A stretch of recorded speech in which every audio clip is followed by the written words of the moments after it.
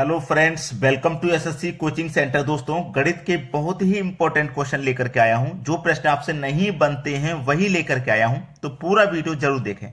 चलिए स्टार्ट करते हैं। पहला सवाल है, 3.5 सेंटीमीटर व्यास वाले वृत्त की परिधि है। परिधि पूछ रहा है, यानी कि आपसे त्रिज्या पूछ रहा है। देखिए, अब यहां पे मैं आपको बता दूं, वृत्त की परिधि, वृत्त की परिधि बराबर क्या होता है? 2πr ये होता है। ठीक है, अब देखो यहां पे 2 लिखेंगे, पाई का मान 22/7 लिखेंगे, ठीक है, इंटू आर यानी कि त्रिज्या, रेडियस। अब रेडियस हमारे पास कितना रहेगा, यानी कि व्यास हमारे पास रहेगा 3.5 का, और परिधि क्या होती है, यानी कि त्रिज्या क्या होती है, इसकी आधी होती है, इसकी होती है आधी, यानी कि तो 2 से डिवाइड कर देंगे हम। चलो 2 से ये 2 कट जाएगा, 7 पे 35 कट जाएगा, यानी कि 0.5 बार, क्योंकि दशमलव है ना बीच में, तो 7 पंजे 35, 0.5 बार में। और 11 का मल्टीप्लाई 5 से होगा, यानी कि 22 का मल्टीप्लाई 5 से होगा, तो कितना निकल के आ जाएगा? 11.0 सेंटीमीटर, यानी कि 11 सेंटीमीटर। ये आधा ही तो है, ये आधा ही तो, 0.5 का मतलब है आधा। तो 22 पंजे भाई 22 का मल्टीप्लाई मैं 5 से करूंगा तो आधा ही तो हो जाएगा, यानी कि ये दशमलव कहां जाएगा मेरा? यहां पे आ जाएगा। तो 11 सेंटीमीटर, जो कि हमारे बी ऑप्शन में बिल्कुल सही जवाब आपको मिल गया। अब देखेंगे अगला क्वेश्चन। अगला क्वेश्चन है, 8.2 सेंटीमीटर लंबी प्रत्येक भुजा वाले वर्ग की परिमाप क्या है? पूछा क्या है? वर्ग की परिमाप। सब कुछ सीखने मिलेगा, आप बस रेगुलर हमारे वीडियो के साथ जुड़ जाइए।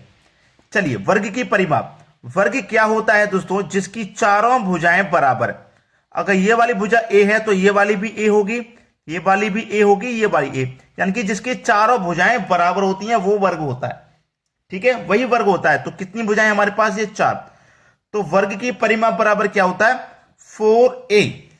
ठीक है, यहां 4 लिखेंगे, इंटू ए का मान हमें दिया गया है 8.2 सेंटीमीटर लंबी प्रत्येक भुजा। भुजा का माप हमें दिया गया है, तो हम यहां पे ए की जगह भुजा ले लेंगे, बराबर। अब इसका मल्टीप्लाई हो जाएगा, सवाल यहीं खत्म। 4 दूनी का 8, 4 अट्ठे 32, भाई एक संख्या बाद दशमलव तो एक संख्या बाद ही तो लगा दूंगा मैं, तो 32.8 सेंटीमीटर। ये आपके प्रश्न का बिल्कुल सही जवाब है।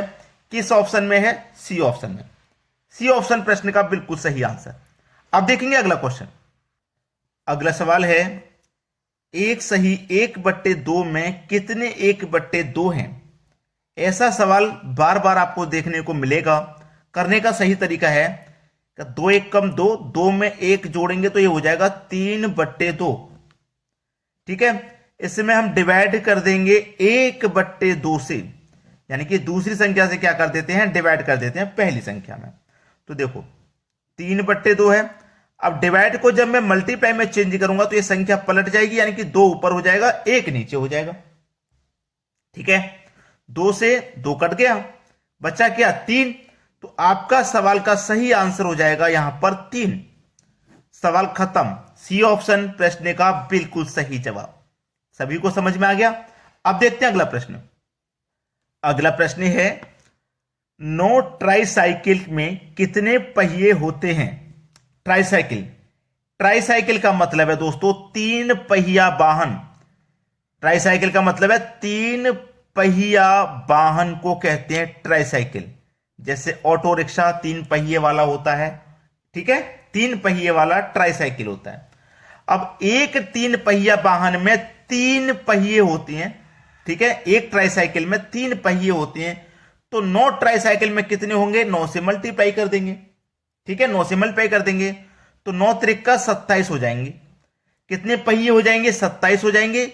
ये आपके सवाल का बिल्कुल सही जवाब हो जाएगा 27, जो कि हमारे बी ऑप्शन में दिया गया। यह प्रश्न का बिल्कुल सही जवाब। अब देखेंगे अगला क्वेश्चन। अगला प्रश्न है, 2 संख्याएं तीसरी संख्या से 20% और 50% अधिक हैं तो उन दोनों संख्याओं में अनुपात होगा। देखिए 3 संख्याएं टोटल, एक पहली संख्या, ये हो गई दूसरी संख्या और ये हो गई आपकी तीसरी संख्या। ठीक है, उसने बोला है कि 2 संख्याएं जो हैं वो तीसरी संख्या थे, इस तीसरी संख्या से 20% और 50% अधिक है, यानी कि तीसरी संख्या आपकी कितनी होगी, 100 होगी। अब पहली संख्या 20% अधिक है तो इसका मतलब 120 हो जाएगी भाई, इससे 20% अधिक है तो 120, और जो दूसरी संख्या वो 50% अधिक है, इससे 50% अधिक है तो 150 हो जाएगी। क्लियर है ना। अब इन दोनों संख्याओं में अनुपात पूछ रहा है, क्या है, यही तो है। चलो 0 से 0 कट गया, 3 चौक के 12, 3 पंजे 15, यानी कि 4:5 है प्रश्न का बिल्कुल सही जवाब। 4:5, 4:5 ये आपके प्रश्न का बिल्कुल सही आंसर हो जाएगा। क्लियर है सभी को प्रश्न। अब देखेंगे अगला क्वेश्चन। अगला प्रश्न है, यदि 5, 6 m4 11 से पूर्णतः विभाजित होता है तो m का मान क्या होगा।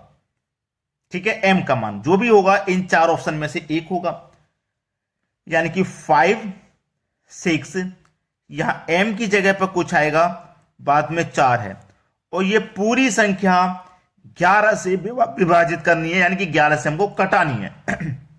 ठीक है, 11 से कटानी है।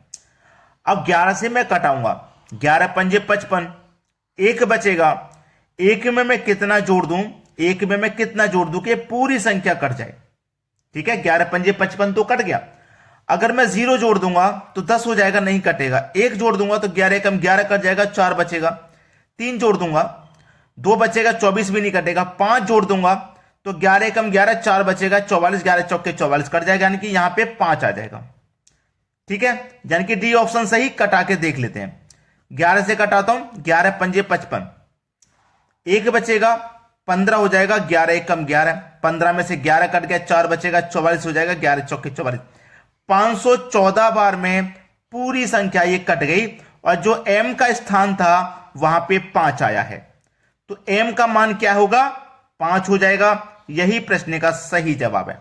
तो दोस्तों, जो भी बच्चे वीडियो को देख रहे हैं बिना लाइक करे बिल्कुल भी ना जाए, लाइक करके जाएं, और जिन्होंने अभी तक वीडियो को शेयर नहीं किया वो शेयर कर दें। ठीक है, और जो नए हैं चैनल पे, अभी अभी नए आए हैं, उन्होंने तैयारी करना शुरू किया है, तो चैनल को सब्सक्राइब करके, ठीक है, चैनल को सब्सक्राइब करके बेल आइकन का बटन दबा दें, ताकि हमारे जितने वीडियो हम अपलोड करते हैं उनका नोटिफिकेशन आप तक पहुंचेगा, तो आप वीडियो को आसानी से देख पाएंगे और आपके एग्जाम की तैयारी बहुत अच्छे से हो पाएगी। ठीक है दोस्तों, टाइमिंग नहीं पता है आपको, तो वीडियो का टाइमिंग है सुबह के 11 बजे, दोपहर के 3 बजे और रात के 8 बजे। ये 3 वीडियो एक दिन में हम अपलोड करते हैं, जिससे कि आपकी तैयारी अच्छे से हो पाए। मैथ्स रीजनिंग की आप बिल्कुल भी चिंता ना करें, हम कंप्लीट कराएंगे। ठीक है दोस्तों, वीडियो देखने के लिए बहुत बहुत धन्यवाद।